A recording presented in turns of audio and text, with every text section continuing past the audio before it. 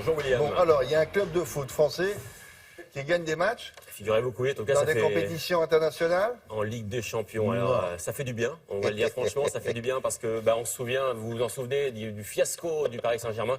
C'était il y a une semaine contre Barcelone. Non, nous, on a oublié. Et là, c'est la France qui gagne. Monaco qui a sauvé l'honneur des Français hier soir. Donc, qui est qualifié en quart de finale à la Ligue des Champions. Ça, c'est bien. C'était pas facile parce qu'il fallait remonter 2 buts aux Anglais de Manchester Ils avaient City. perdu combien, l'aller? Ils avaient perdu 5-3. Magnifique match avec 8 buts. Donc, il fallait gagner au moins avec 2 buts d'écart. Ils l'ont fait. Regardez les images, William. Le but arrive dès la 7e minute avec cette percée, ce but de Mbappé. Mbappé, c'est la nouvelle star monégasque. Il a 18 ans seulement, voilà. Alors c'est bien parti pour Monaco. 28e minute cette fois, centre de Fabinho, ça fait déjà 2-0.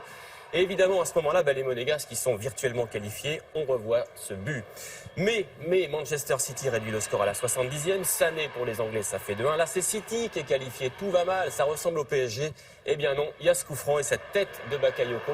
3-1 pour Monaco. Monaco est en quart de finale, je vous l'ai dit. Allez, deuxième, 8e de finale retour qui opposait l'Atlético Madrid au Bayer Leverkusen 0-0. Et voici la plus belle occasion, vous l'avez reconnu, c'est Antoine Griezmann, le Français. Le petit Français qui rate son lob pour quelques centimètres. Pas mal, hein. Regardez, c'est pas loin. Et puis il y a cette image dans ce match aussi où c'est parade du gardien espagnol. Regardez bien ce gardien ici, ou encore ici. Non. Et finalement, le tir qui finit à côté. Alors il s'appelle quand même pour l'anecdote Jan Oblak et le héros hier soir, c'était lui. Score final 0-0. Un petit mot encore pour vous dire que ce soir, match retour entre l'AS Rome et Lyon en 8e de finale de l'Europa League. On espère que Lyon sera en quart de finale.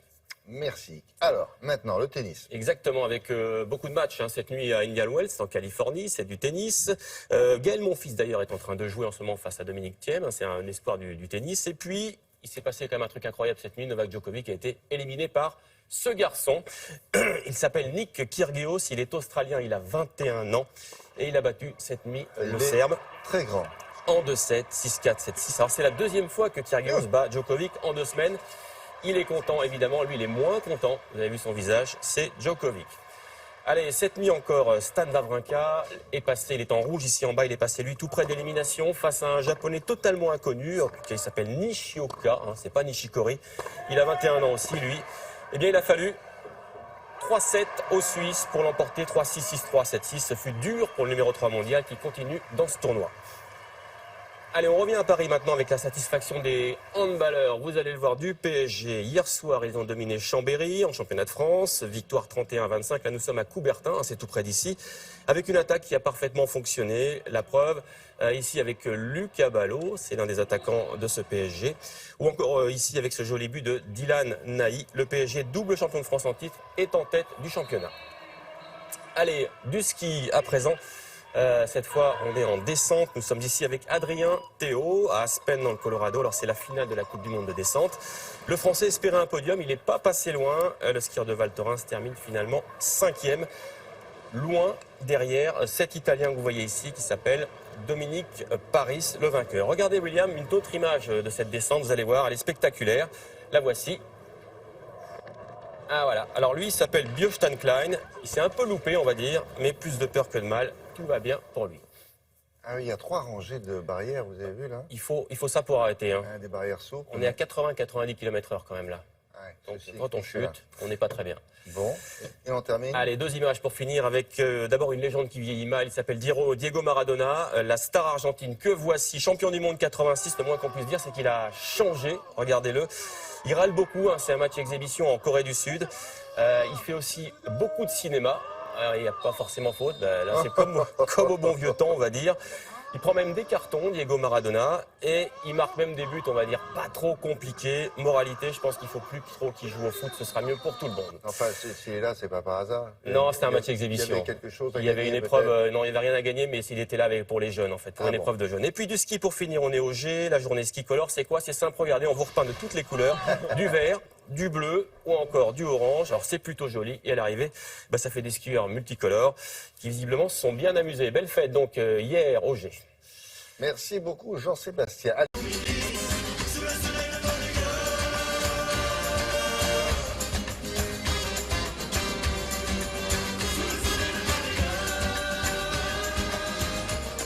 Alors c'est à partir de demain?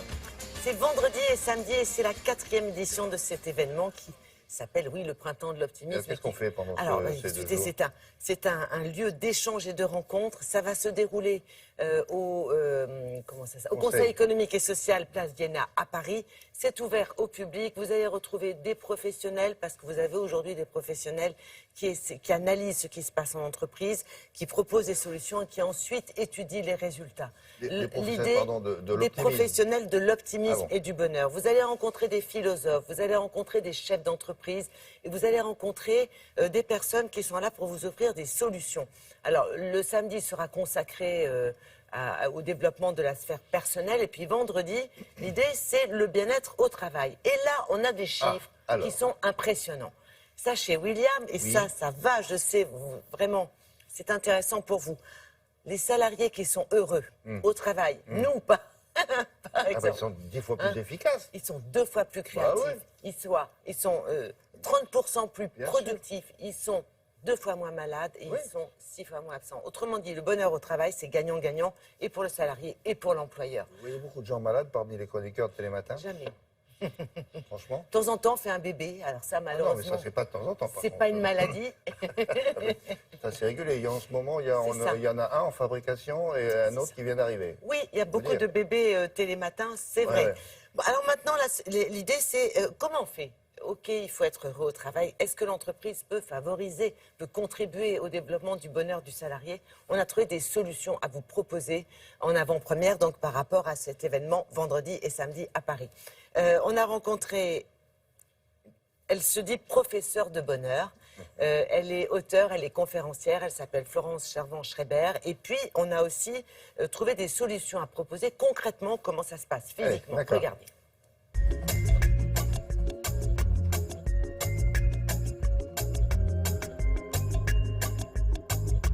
Il y a une étude qui a duré 30 ans qui a démontré que les moments où nous nous sentons le mieux sont lorsque nous nous servons de nos compétences avec un objectif. Si on regarde bien, c'est en travaillant que nous nous servons de nos compétences avec un objectif.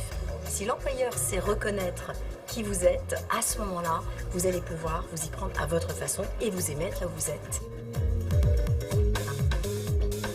La vie contemporaine est très compliquée. Nous sommes surchargés, stressés, débordés, tendus, on a plein de responsabilités.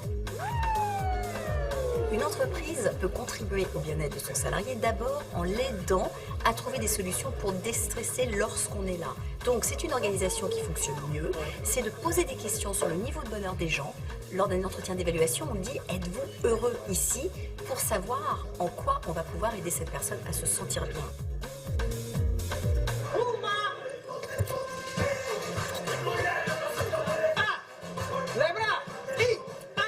Mon plus grand secret, c'est de moi, personnellement, arriver décontracté pour pouvoir transmettre ces relâchements. Parce qu'aujourd'hui, on est tellement pris par le stress du travail, le stress de la vie quotidienne, que voilà, il faut vraiment se lâcher et ça commence par moi.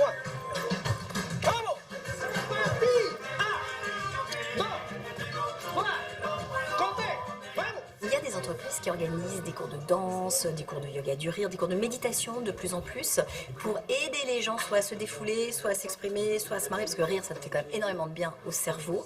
Ça démontre l'engagement que ces boîtes ont envers le bien-être des personnes qui vont les faire vivre finalement. C'est excellent. Tous, on va se saluer comme ça, la chinoise. Yi-ang. Très bien, on continue.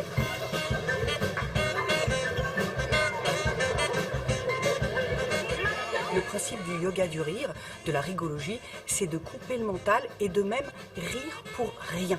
On va se croiser, on va se faire des grimaces. Le grimace du matin.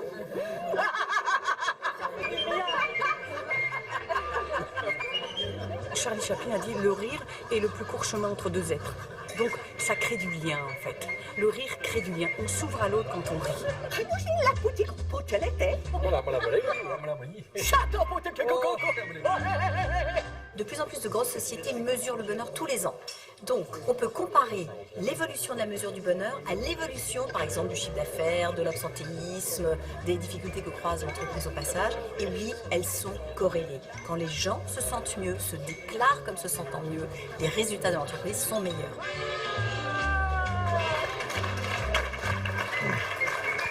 Alors ça dépend beaucoup de l'entreprise aussi. Ça dépend beaucoup de l'entreprise et les entreprises qui ont Il faut la au plus haut volonté. niveau, il faut entraîner les autres. Il faut entraîner les autres. Alors ce qui est impressionnant, c'est que vous voyez arriver un groupe de personnes qui est la tête dans le guidon du travail. C'est pas le genre à se marrer au boulot, quoi. Pas vraiment. Bon. Ils sont assez tristounes et dans les 2 minutes qui suivent, ils sont complètement relâchés, détendus. Il y a une véritable efficacité. Nous, on a été impressionnés à ce niveau-là. Donc vendredi et samedi, n'hésitez pas, c'est gratuit, ouvert au public.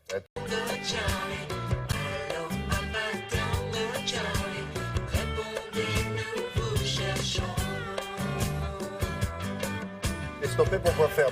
Parce que ces engins volants survolent parfois des zones interdites. Ça peut présenter un danger. Les villes, les centrales nucléaires, les prisons et autres, des zones sensibles. Alors comment on fait maintenant? Alors l'armée avait des aigles qui fondaient sur...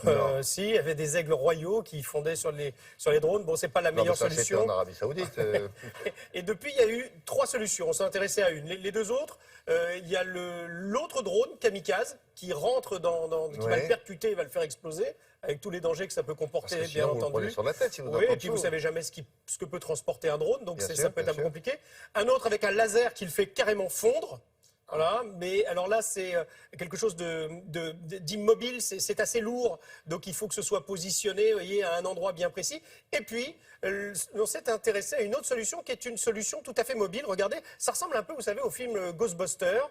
Il y a dans le dos un appareillage et puis comme un fusil avec lequel on va pouvoir aller viser le drone. Et là, on va perturber le champ magnétique et on va tout simplement, il y a 2 possibilités, ou le drone, on va le faire atterrir. On va prendre le contrôle du drone, on va le faire atterrir par exemple, ou bien on va le perturber complètement et il va rentrer. Il s'écroule. Exactement, il va s'écrouler. Donc là, ça c'est une solution qui a un intérêt, c'est qu'elle est mobile. C'est-à-dire que quand on voit un drone survoler le site sensible, la personne s'équipe, elle prend le brouilleur et elle vise le drone. Mais le brouilleur sera à la disponibilité de tout le monde. Alors, donc vous pourrez brouiller n'importe quel drone. Si ça vous amuse. Oui, enfin, il y a des réglementations. Donc, si vous avez un drone qui survole le lieu, un aéroport par exemple, un drone n'a rien à faire au-dessus d'un aéroport, à part, bien sûr, prendre des risques insensés. Donc, à ce moment-là, on sort le brouilleur et on va aller à la rescousse pour faire tomber ce drone. Alors ça, c'est un métier qui va aller en se développant, bien entendu, puisque les drones se développent également. On va regarder comment fonctionne cette technologie et pour qui, justement.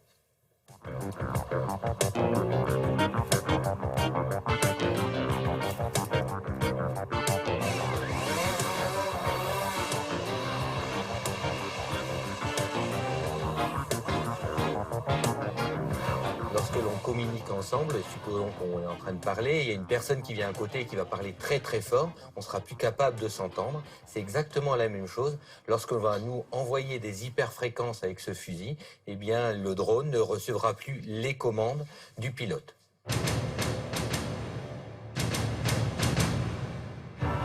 Lorsqu'il y a un drone sur une zone sensible, vous avez un opérateur qui arrive, qui est tout de suite opérationnel, qui va viser le drone, qui va émettre des ondes.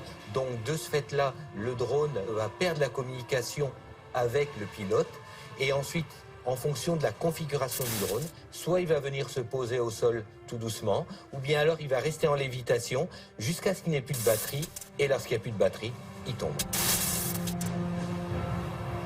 Le système que nous utilisons ici est un système totalement autonome qui fonctionne sur batterie avec une autonomie de 48 heures et 2 heures d'émission.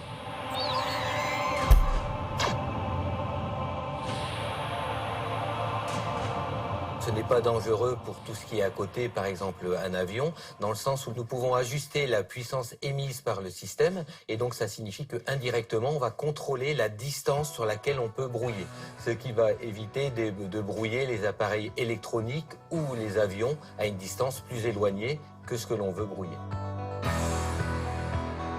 Ce produit étant essentiellement destiné à protéger des zones sensibles. On peut citer par exemple les centrales nucléaires, les endroits où on va stocker énormément de pétrole, les prisons ou encore les stades où on pourrait avoir énormément de personnes.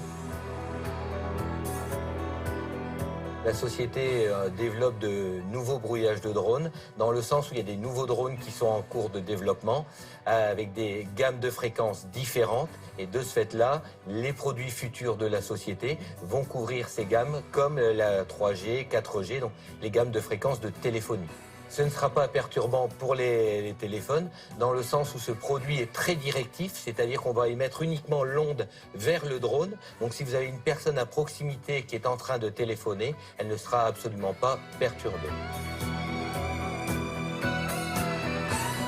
C'est un nouveau métier, une nouvelle discipline. Exactement, 1 200 €. Ça intéresse beaucoup les Chinois et les Russes également. C'est un marché très très porteur. Et la petite boîte qu'il a dans le dos, quand même, c'est 16 kilos, hein, le monsieur. Hein. Le Ghostbuster, là. Le drone buster.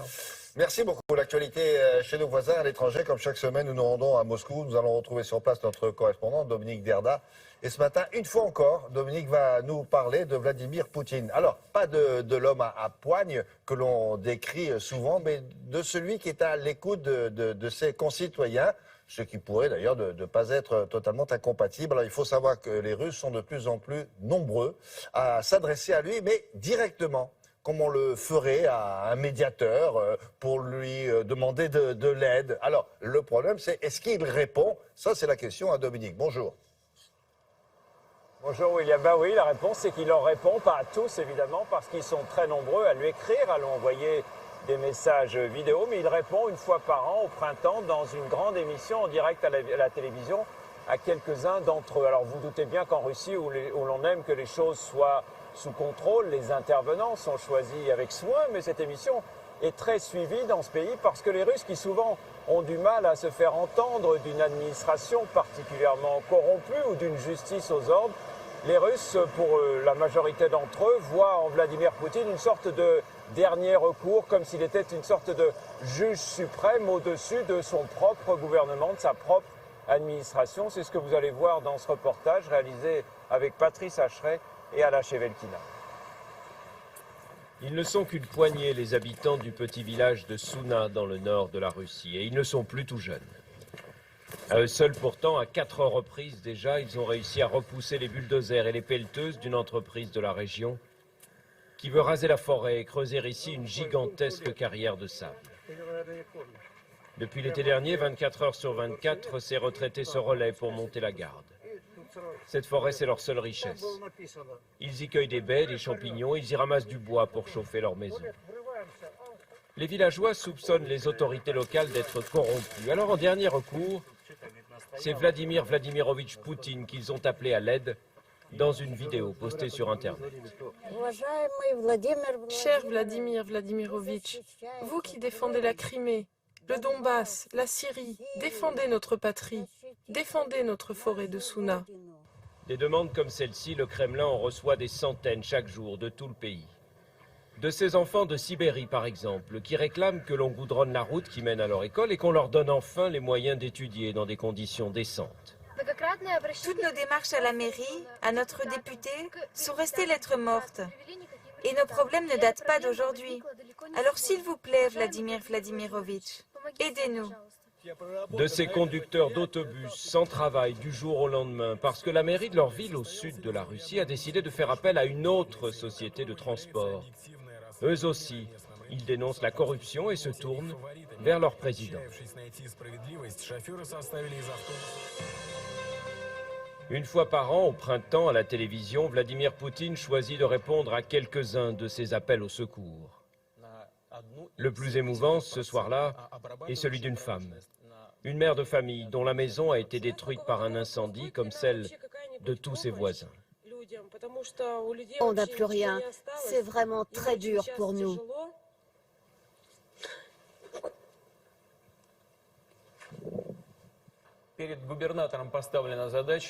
J'ai ordonné au gouverneur de tout reconstruire, toutes les maisons, d'ici au 1er septembre de cette année. Le gouverneur ne se l'est pas fait dire deux fois. À la date prévue, le président est là, il signe des autographes. Et voici, comme promis, les nouvelles maisons. Dans la forêt de Souna, le thermomètre est descendu sous les moins 15 degrés.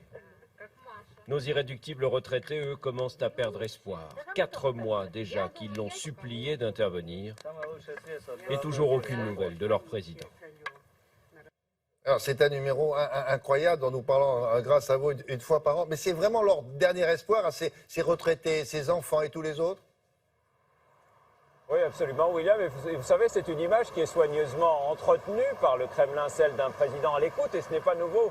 Vous savez, à l'époque de la grande terreur stalinienne, beaucoup de Russes qui étaient envoyés au goulag étaient persuadés que Staline lui-même n'était pas au courant des crimes qui étaient commis en son nom. Et avant cela, avant même la révolution, beaucoup de Russes se disaient que si le tsar commettait des erreurs, ce n'est pas parce qu'il était mauvais ou incompétent, mais tout simplement parce qu'il était mal conseillé par les princes de la cour qui faisaient leurs mauvais coups dans son dos. Et vous voyez, ça n'a guère changé depuis. Juste pour terminer, une dernière précision. Ce qu'il fait là, en direct à la télévision, ça dure combien de temps? De 2, 3, 4 heures? Ça dure au moins 2 ou 3 heures. Et ce que je vous disais, la prochaine émission de ce genre, c'est au mois d'avril, au printemps. Et c'est effectivement très très suivi, ça dure très longtemps. Oui. Alors bien évidemment, c'est ce que je vous disais, les appels sont filtrés, on ne prend pas n'importe qui. Ça sert d'abord et avant tout à montrer que Vladimir Poutine est à l'écoute de son peuple, mais c'est effectivement très suivi. Bien, merci beaucoup Dominique, à très bientôt. Au revoir.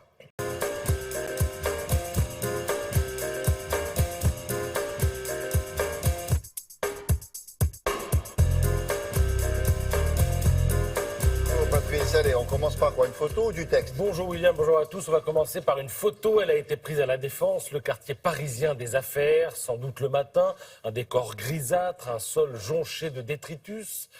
Une photo prise en plongée. Les gens rentrent les épaules, semblent courber les chines. En fait, ils vont bosser et on a l'impression que ça les saoule avant même d'avoir commencé. Pour enchaîner, une autre photo. Elle illustre elle aussi le monde du travail. Alors là, plus bobo que tu meurs. Le vélo au premier plan, un intérieur qu'on devine lumineux, ça ressemble à un loft. À l'intérieur, moyenne d'âge, on va dire 30 ans maximum. C'est juste une ambiance, mais ça, elle fait envie. Elle donne envie d'aller bosser. Voilà, ces deux photos que vous trouverez respectivement dans Libération et dans La Croix illustrent une même actualité, à savoir le bouclage d'une gigantesque enquête menée par la CFDT sur le monde du travail. Tout est question d'approche, de choix éditorial. Libé est plus pessimiste que La Croix. Libé note que les salariés se plaignent de journées trop longues et n'en peuvent plus de la compétition. Pour La Croix, en revanche, les Français sont tout simplement heureux au travail. Alors l'enquête, elle a consisté à poser 172 questions qui ont été mises en ligne fin 2016. Ils ont obtenu 20 millions de réponses. Ça représente une masse d'infos d'une ampleur inédite. Les conclusions les plus marquantes, les voici. 77% des Français aiment leur job, 59% y prennent du plaisir et 57% sont fiers de ce qu'ils font. Le monde du travail n'est pas non plus celui des bisounours. 12% des personnes s'estiment malmenées. Ce sont 3 fois plus souvent des ouvriers que des cadres auxquels on fait faire des choses abrutissantes, inutiles. Et cette minorité représente tout de même 2 à 3 millions de personnes. Alors ce qu'il faut aussi retenir de cette enquête, c'est qu'il existe un gros besoin d'autonomie dans le travail. On veut pouvoir organiser son emploi du temps et mettre ses propres idées en pratique. Quant aux chefs, ils sont souvent jugés à l'ouest, peu lucides sur la réalité de l'entreprise. Et c'est assez révélateur au fond de certaines évolutions managériales, c'est-à-dire que souvent les chefs ne sont pas des personnes promues en interne, mais des personnes qui viennent de l'extérieur et qui, de ce fait, ne connaissent pas forcément le métier. Alors on va rester dans le monde du travail avec des salariés heureux. Regardez-moi ça. C'est la fête au bureau. Ah oui, ils sont contents. Ils sont bien payés d'ailleurs, ces salariés. Oui, ils sont contents, ils ne se plaignent pas. Ouais.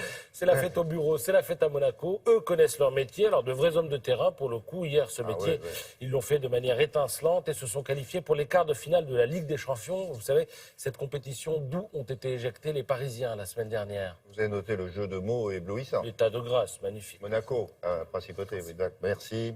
Alors, à remontada et demi, les Monégasques avaient 2 buts de retard sur Manchester City. Retard comblé hier soir. Et de quelle manière? Une manière que célèbre Vincent Duluc dans l'équipe. Les Monégasques, écrit-il, ont tout pour plaire, tout pour être des héros du printemps, des personnages feuilletonesques de nos prochains milieux de semaine. Ils ont des grands joueurs, des belles gueules, des génies et des soutiers, des défenseurs qui attaquent et des attaquants qui défendent. Voilà ce qu'il écrit. Alors des défenseurs qui attaquent et des attaquants qui défendent, eh bien tout est dit sur la cohésion de l'équipe et la solidarité de ses membres, tout est dit sur ce bloc dont on nous permettra tout de même de distinguer un joueur, Kylian Mbappé, 18 ans, 17 fois titulaire, 16 buts, dont 11 lors de ses 11 derniers matchs. Ce gars-là, c'est du repos pour les statisticiens de la baballe. On s'attend à ce que Didier Deschamps le convoque à l'équipe de France très rapidement, peut-être même aujourd'hui. Car non seulement il est bon, mais à l'image de toute l'équipe, il donne l'impression de s'amuser. Et c'est le Parisien qui souligne cet aspect ce matin. S'amuser, c'est rare à un tel niveau de compétition.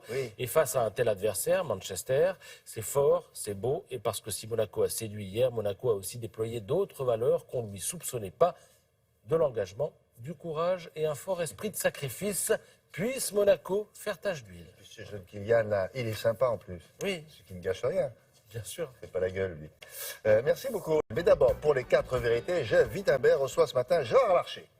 Gérard Larcher, le président du Sénat, est, comme vous le savez, l'un des piliers de la campagne de François Fillon.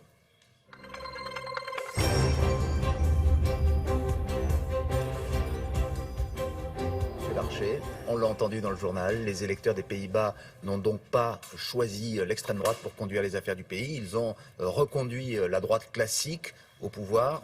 J'imagine que vous y voyez un bon présage à un mois des élections françaises. Pas simplement un bon présage, un bon signal pour les Pays-Bas, pour l'Europe et pour la démocratie. Nous allons nous retrouver ce soir, les présidents de parlements nationaux à Rome, à la fois pour nous souvenir du traité de Rome, mais jeter ensemble, au travers des parlements nationaux, ce que doivent être les bases de la relance du projet européen. Alors naturellement, il n'y aura pas de président de la Chambre des députés des Pays-Bas, mais nous savons que ce sera un président empreint des valeurs qui ont fondé l'Europe. La démocratie, le respect des droits de l'homme, une certaine conception ouverte de la société. Je reviens néanmoins sur le parallèle que l'on peut faire avec les élections françaises. Est-ce que vous pensez que ce qui s'est passé aux Pays-Bas va se passer en France? Ce n'est pas ce qu'indiquent les sondages aujourd'hui. Madame Le Pen est en tête, en tout cas, des intentions au premier tour. Nous sommes à 40 jours maintenant, réellement, de l'élection. C'est un combat que nous menons. Je l'ai mené toute la journée de lundi avec Xavier Bertrand, par exemple dans les Hauts-de-France, un combat contre Marine Le Pen, parce que Marine Le Pen ne peut pas incarner l'espérance. Et notamment l'espérance, je m'adressais aux agriculteurs et à la filière agroalimentaire.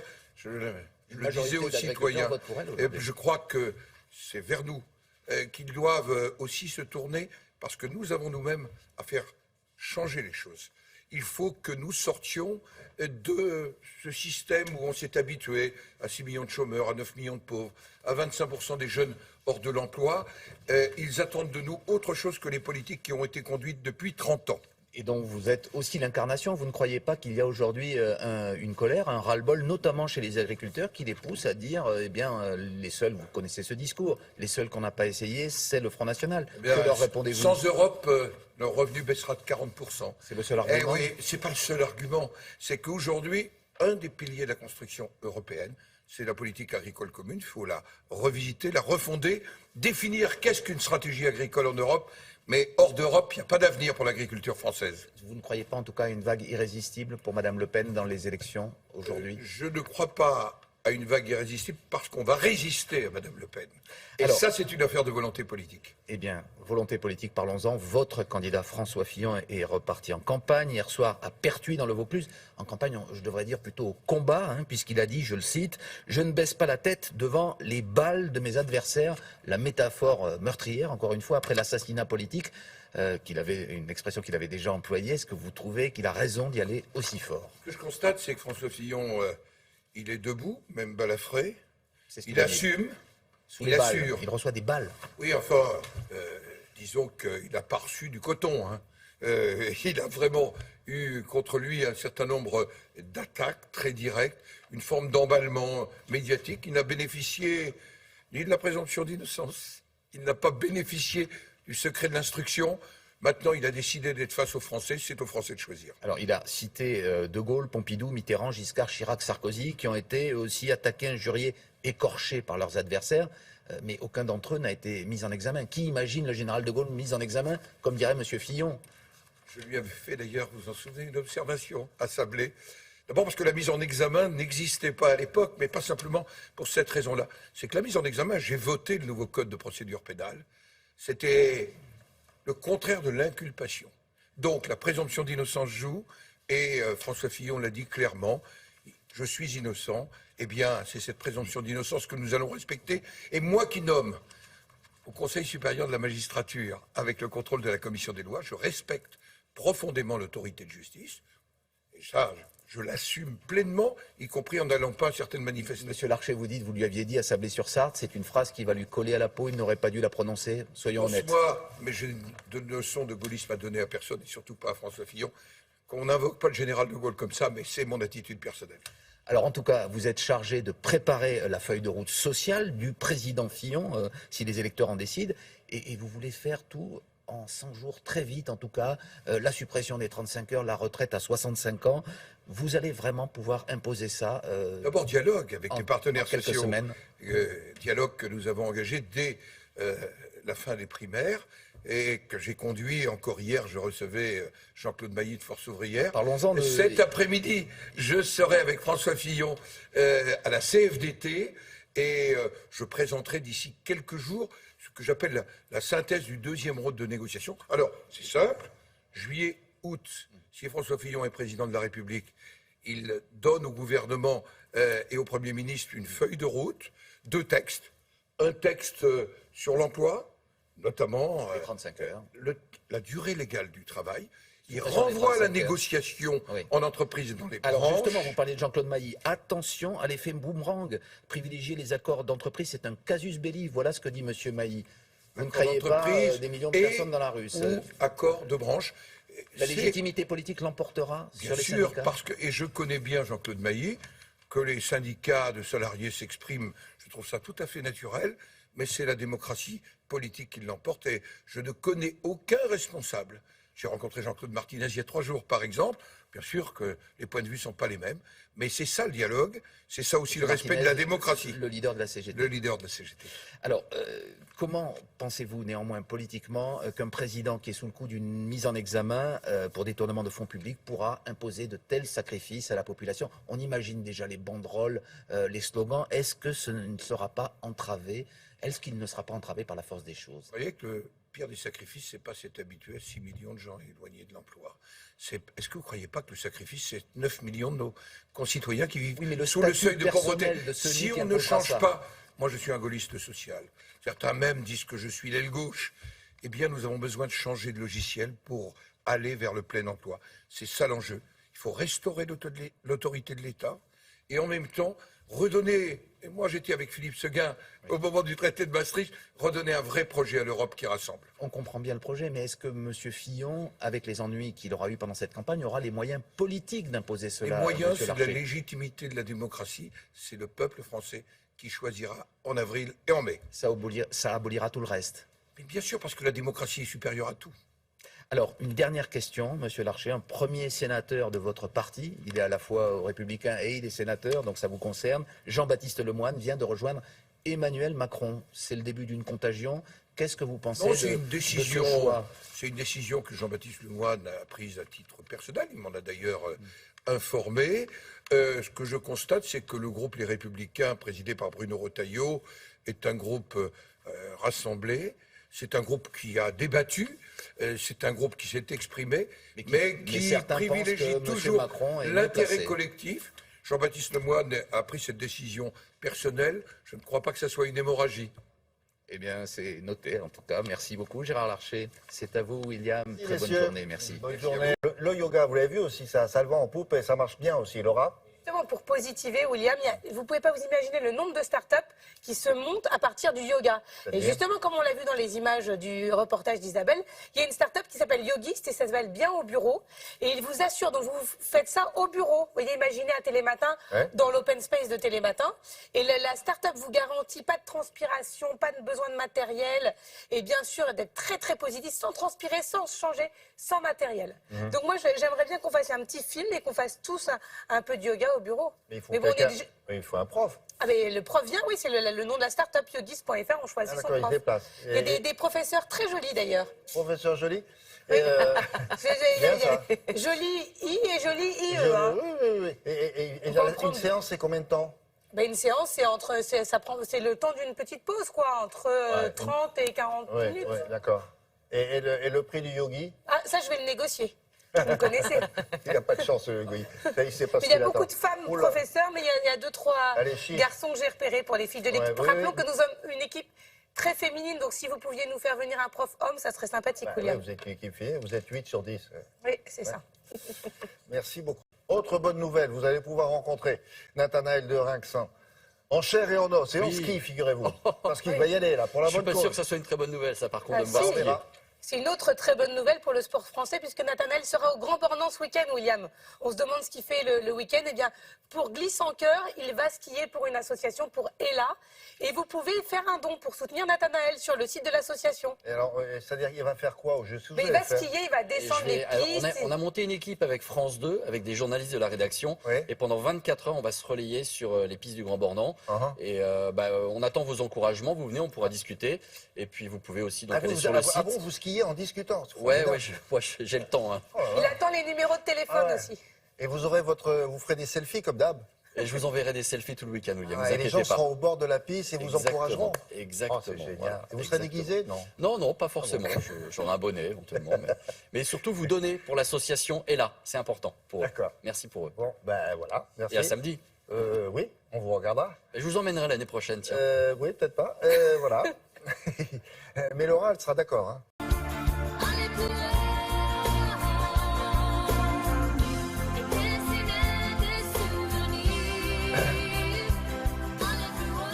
Allez plus loin, oui, allez plus loin et allez plus haut. Vous allez revoir pour la dernière fois, parce qu'après, hop là, il va disparaître définitivement.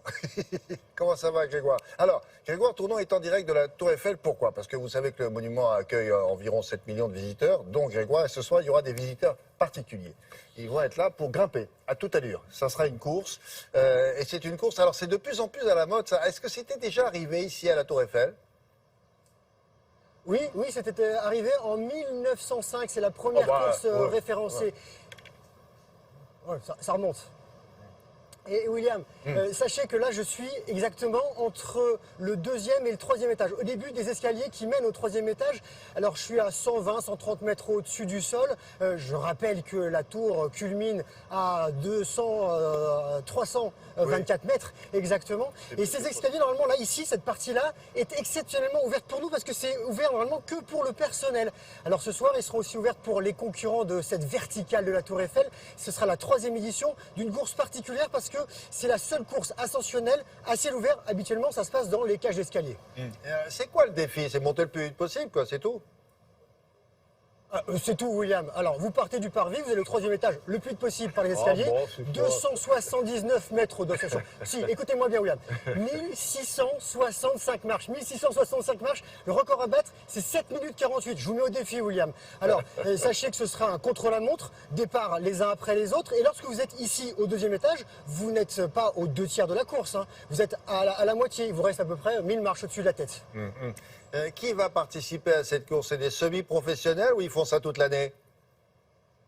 Alors, il y a de tout. Alors, en tout, ils sont 128 coureurs privilégiés. Alors, il y aura 40 élites issus du monde du trail et des courses ascensionnelles, sélectionnés par un jury d'experts. Il y a 78 coureurs amateurs, mais qui, eux, se sont préinscrits et qui ont été tirés au sort, mais qui doivent quand même justifier de performances sportives, notamment des temps de référence sur les marathons. Et il y a également 10 invités.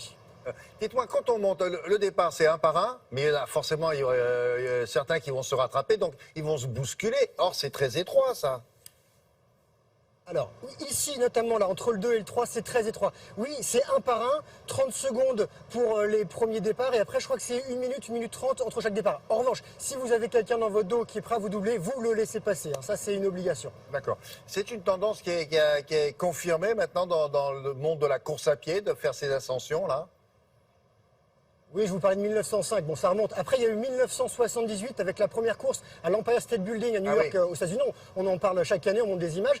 Et il y a une dizaine d'années, il y a eu la création d'un très sérieux circuit mondial avec 160 événements. L'an dernier, William, 100 000 personnes, 100 000 courageux ont participé à des courses de ce genre. Il y a même des sportifs qui se sont spécialisés, qui ne font que ça. Alors, ce qui est particulier, c'est de s'entraîner parce qu'il faut trouver les escaliers qui sont assez hauts. C'est pas simple, mais il y a des techniques, il y a des choses à connaître pour ne pas avoir les poumons qui brûlent, le cœur qui s'emballe, les jambes qui se tétanisent.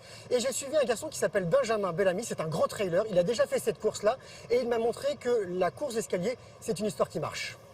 Paris, mais c'est la tour Eiffel avec sa pointe qui monte au ciel. Paris, mais c'est la tour Eiffel. C'est bon, toi tu prends les escaliers, moi je prends l'ascenseur, on se retrouve là-haut? Non, non, non, il y a 1665 marches qui t'attendent, donc tu viens avec moi et on va bosser là. C'est parti. Faut grimper? On va essayer de faire d'abord le b.a.-ba de la course verticale, quelques petits exercices pour t'échauffer, et ensuite place au défi. C'est parti. Marche 3 par 3. Allez, c'est parti, 3 par 3. Alors une course ascensionnelle, ça consiste à partir du pied d'un bâtiment ou d'un monument et à atteindre son sommet par les escaliers le plus vite possible. Bras droit, jambe gauche. Bras droit, jambe gauche. Ok. C'est l'altitude, je pense que tu commences à manquer un peu d'oxygène. Alors la verticale de la tour Eiffel, dans les courses ascensionnelles, c'est la seule qui se fait en extérieur. Donc on gagne en sensation de vertige, de hauteur, et c'est ce qu'elle a de particulier. On va chauffer les mollets, bondissement, si tu sens un peu juste, un petit rebond, sinon, marche par marche, on se serre des bras et on est tonique.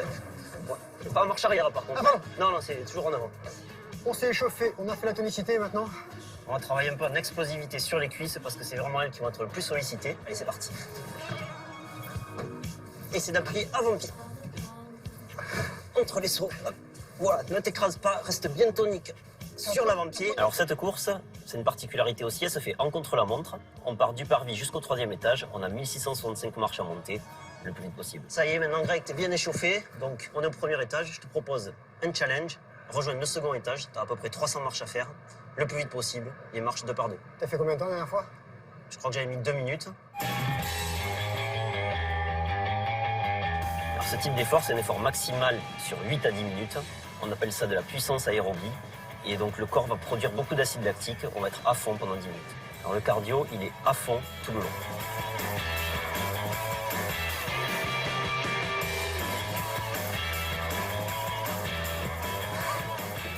Combien? Allez, c'est bon, à peine plus de 2 minutes, défi validé. Félicitations. Cardio est monté dans les tours là, faut finir quand même. Et ouais, par contre, le plus dur, c'est maintenant que ça commence. C'est plus un défi en fait, où on vient s'exprimer en tant que sportif de nature, dans un élément plutôt urbain. Et surtout, je trouve que ça lie le côté culturel et sportif, et c'est ce que je trouve le plus intéressant là-dedans.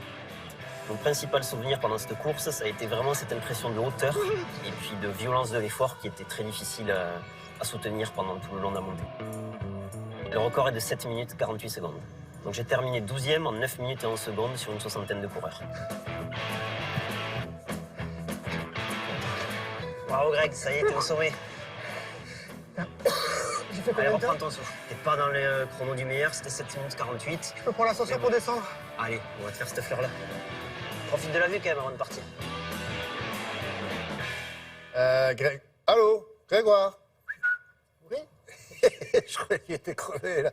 10 minutes en moyenne pour monter là-haut? Ah, 7 minutes 48. Ah non, mais ça c'est le record. Voilà. Ça c'est le record. Non mais voilà, une dizaine de minutes. Voilà, c'est quand même des athlètes qui sont entraînés. Nous, quand on a grimpé, on l'a vraiment fait. Hein, je vous promets, William. On est parti du parvis jusqu'au 3e étage. Non, vous avez joué la comédie, je vous ai reconnu. Non, non, non. Vous avez joué la comédie. Ok, je suis un excellent comédien, mais en revanche, non, William, on a fait plus de 1665 marches, nous, parce que pour les prises de vue, il fallait monter, descendre. Donc, je remercie l'équipe technique qui était avec moi, qui n'a pas pris une seule fois l'ascenseur pour monter, en tout cas, pour descendre, oui. Là, on est redescendu un tout petit peu plus bas, on est sur le 2e étage, avec une vue sur Paris qui est splendide, un panorama qui est vraiment magnifique. Le soleil se lève, on a de la chance, en plus, il fait beau. Alors, je sais pas si ce soir, les concurrents vont vraiment pouvoir en profiter. En plus, la course, elle part à 20h, donc il fera nuit. En plus, les marches au-dessus de moi, elles sont ajourées. Vous voyez un petit peu ce qui se passe en dessous. Vous voyez la structure de la tour Eiffel, vous avez la tête dans le guidon. Bon, ça va être une course splendide. Et surtout, William, c'est le début d'un week-end de sport en Ile-de-France, de trail, de course nature. Il y aura l'Éco-Trail de Paris, la 10e édition, avec différentes épreuves, différentes distances. Et la plus longue, 80 km, arrivera au 1er étage de la tour Eiffel. Et si ce soir, vous voulez les encourager, vous aurez sur le parvis des animations gratuites et vous pourrez grimper dans les 1er et 2e étages de cette tour Eiffel. Vraiment, allez-y, faites-le. Moi, je vais essayer de me cacher un petit peu, trouver un dossard et démarrer à partir d'ici. Deux choses. Votre discours, on l'apprécie ici parce qu'ici, il y a énormément de champions de la chaise longue. Donc, c'est vous dire à quel point on est à fond là. Est-ce que vous pourriez montrer à ceux qui regardent cette émission et qui habitent en province ou dans le monde, où est France 2 par rapport à là où vous êtes? À mon avis, c'est sur votre main droite là. On peut le montrer? Exactement. France 2 est sur ma main droite. Vous n'avez pas la... Alors, si on tourne, on va se retrouver dans la tour Eiffel, William. Derrière moi, il y a la Défense. Il y a le Trocadéro. Sur ma droite, il y a le Grand Palais, Montmartre. Et vraiment, nous, on est vraiment, voilà, on est sur ma droite, mais là, on va pas le voir parce qu'il faudrait qu'on fasse tout le tour de la plateforme. Le deuxième étage, c'est quand même assez vaste. Ah bon, d'accord. Bon, ben, tant pis. Ou alors, si vous avez le temps, préparez-vous, puis on revient tout à l'heure. Ouais, oui, je vous fais une photo, William. Je vous fais une petite photo. Voilà. Et je peux descendre en rappel? Vous m'autorisez? Faites ce que vous pouvez. Bonne chance. Allez. Au revoir. Merci, Grégoire. Bravo.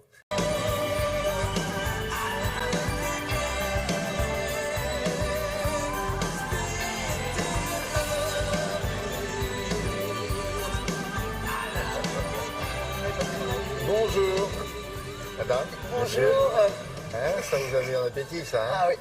Vous êtes des grands sportifs aussi, surtout Henri Jean. Bon, alors, on va commencer par l'actualité du cinéma et vous allez retrouver deux grandes actrices françaises qui n'avaient jamais joué ensemble. Je me demande même si elles se connaissaient.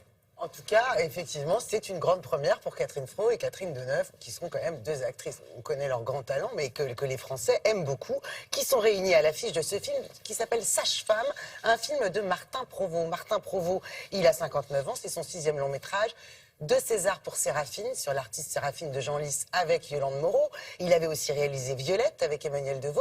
Son truc à lui, sa spécialité, ce sont les portraits de femmes, qu'il fait ça très bien, et c'est encore le cas ici. L'histoire de ce film, son point de départ, est une idée assez jolie. Il a voulu rendre hommage, Martin Provost, à la sage-femme qui lui a sauvé la vie lorsqu'il était nourrisson. Cette sage-femme lui a donné son sang. Le film lui est d'ailleurs dédié, mais plus généralement, le film rend hommage à ces femmes de l'ombre, celles qui vouent leur vie aux autres. Dans le film, Catherine Fro joue Claire. Elle est sage-femme, elle adore son travail, elle ne vit que pour son travail. Elle est célibataire et elle a une vie... Célibataire sans enfant? Avec un fils et une vie très rangée. Et puis, un beau jour, l'ex-maîtresse de son papa, qui est mort, de son papa décédé, jouée par Catherine Deneuve, débarque dans sa vie, refait irruption dans sa vie. Cette femme-là, c'est l'opposé de Claire, c'est-à-dire qu'elle est extravertie, qu'elle est fantasque. D'ailleurs, on prend toujours beaucoup de plaisir à trouver Catherine Deneuve dans des rôles, retrouver Catherine Deneuve dans des rôles de femmes très rigolotes, parce qu'elle sait faire ça très bien aussi. Donc, la vie de cette sage-femme au quotidien bien rodée va être chamboulée par l'irruption de cette femme qu'il a élevée lorsqu'elle était petite. Martin Provost reprend ici le principe des deux que tout oppose. Vu et revu au cinéma, mais quand c'est bien fait, ça marche toujours aussi bien. Alors, il y a aussi des seconds rôles très bien. Nous saluerons la présence de la grande amie d'Henri Jean et de vous aussi, William, je crois, Mylène de Mongeau, qui est dans ce film. Voilà, et Olivier Gourmet, que vous voyez ici à l'écran. Nous avons rencontré Catherine Fro.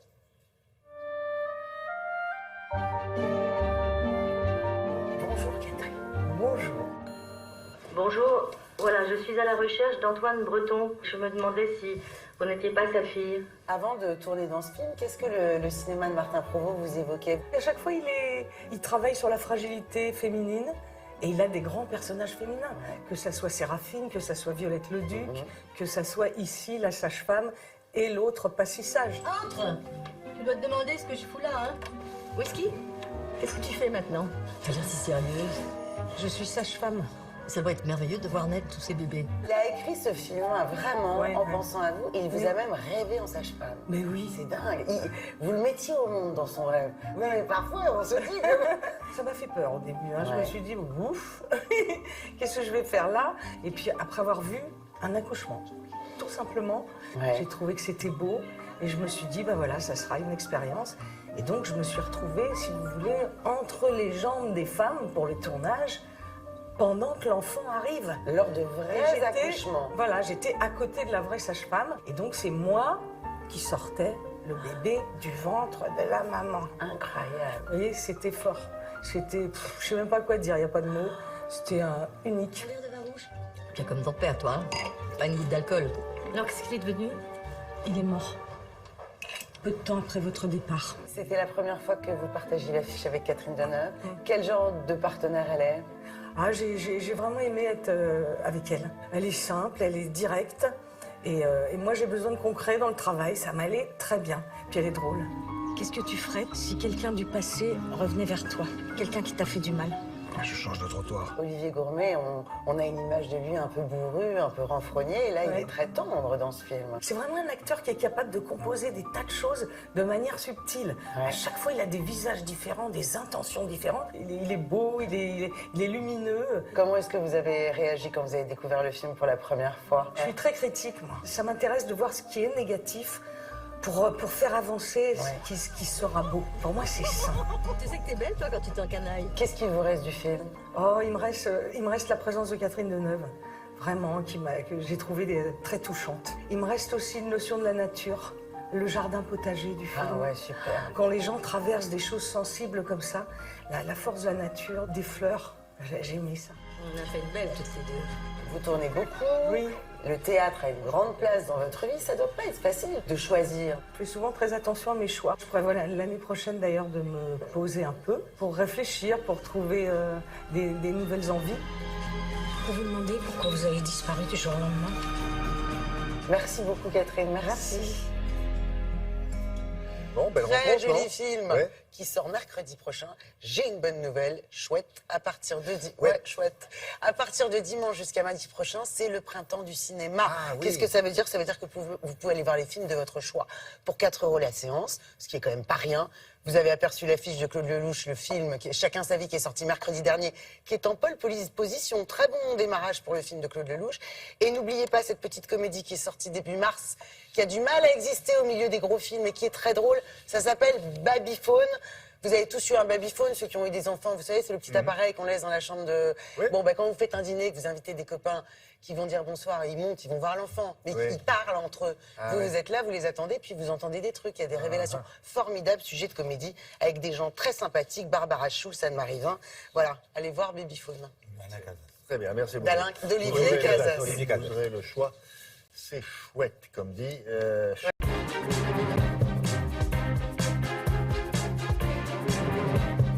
Et évidemment, dans votre jeunesse, les uns et les autres, vous avez fait grec, latin, bien sûr, donc vous vous souvenez très bien en grec ce que ça signifie. Et Frédéric va vous le rappeler. Voilà, démos en grec, le peuple, et kratein, qui veut dire commander, donc démocratie, c'est quand le peuple commande. Voilà pour l'histoire. On va voir la Grèce, parce que c'est en Grèce qu'on a inventé la démocratie, en tout cas pour l'Occident. Avant, c'était le règne de la force. Les guerriers et les riches s'étaient autoproclamés nobles, c'est pratique, et c'était eux qui décidaient de tout. Et puis au fur et à mesure, les commerçants, les artisans participaient à la richesse de la cité. Donc ils disaient, attendez, nous aussi, on voudrait décider un petit peu. Donc c'est là que va commencer la démocratie. Voici Périclès, le père de la démocratie athénienne. Et au 5e siècle avant Jésus-Christ, c'est la naissance de la démocratie grecque. Alors attention, démocratie si on veut, puisqu'il y a à l'époque beaucoup d'esclaves qui font tourner la machine et qui ne votent pas. Les femmes non plus ne votent pas. Il y a à peine 20% des Athéniens de l'époque qui ont le droit de vote. Et puis surtout, important, c'est une petite communauté. Les citoyens se réunissent tous ensemble sur la place de la ville pour voter les lois. Ça, c'est important parce que du coup, on va penser que la démocratie, pendant très longtemps, on va se dire, ça n'est possible qu'à l'échelon local, ça n'est possible que dans une ville, puisque dans un grand pays, on ne peut pas réunir d'un coup le peuple sur la place du village pour décider et pour voter les lois. Même à Rome, on parle souvent de l'Empire romain et de la démocratie, le Sénat, etc. Mais il faut bien voir que les habitants de l'Empire romain qui habitaient à des centaines de kilomètres de Rome ne participaient absolument pas au système plus ou moins démocratique de Rome. Donc au départ, pendant des siècles, on va oublier la démocratie en se disant c'est un vieux truc qui ne marche que dans une ville. Et puis après, idée, c'est les Scandinaves, les Islandais qui vont avoir la première idée, ils vont dire on n'a qu'à élire des gens qui, eux, vont aller dans un endroit particulier, se réunir pour discuter naissance de l'idée de Parlement. Et le premier grand pays qui va mettre ça vraiment en pratique avec la démocratie, c'est les États-Unis en 1776, avec le système qu'on connaît encore. Tous les citoyens élisent un Parlement et un président. Le président, le premier, c'est George Washington, qu'on va voir en plus gros plan, le voici. Alors là aussi, c'est très imparfait, parce que tout le monde vote si on veut, pas les femmes, pas les noirs, pas les esclaves, donc système très imparfait. Quelques années après, chez nous, 1789, vous reconnaissez Louis XVI. Oui, ça lui a coûté cher. Il a mal fini. Alors lui, au départ, il dit, c'est la crise, rien ne va. Il dit, je vais convoquer les États généraux. Tous les Français élisent des États généraux qui vont voir le roi. Mais attention, Louis XVI se dit, je vais prendre leurs conseils, et puis quand ça sera fini, ils rentreront chez eux. Et je redeviendrai roi absolu. C'est ça qu'ils pensent au départ. C'est juste transitoire. Sauf que pas du tout. Les députés vont rester. Ils vont dire, nous sommes Assemblée nationale. Et c'est le début d'un système parlementaire. Louis XVI a mal fini, vous le savez. Mais attention, là aussi, au départ, c'est très imparfait. Il n'y a que les Français riches qui votent. Il faudra plusieurs révolutions, celle de 1830, celle de 1848, pour que finalement, en 1848, tous les Français, sans distinction de richesse, votent. Au départ, il faut payer un certain nombre d'impôts. Tous les Français, mais toujours pas les femmes. Toujours pas les femmes. Les femmes, c'est en 1944. Et tous les hommes, sans distinction de richesse, à partir de 1848 les femmes, en France. Les blondes aussi. Même Charlotte Boudier. Alors, vous voyez que le problème avec la démocratie, c'est qu'une fois qu'on a posé que le peuple vote et décide dans son entier, c'est, bah oui, mais sous quelle forme? Si on élit des gens, des partis, est-ce qu'ils vont respecter les promesses qu'ils nous ont faites avant les élections? Vaste débat.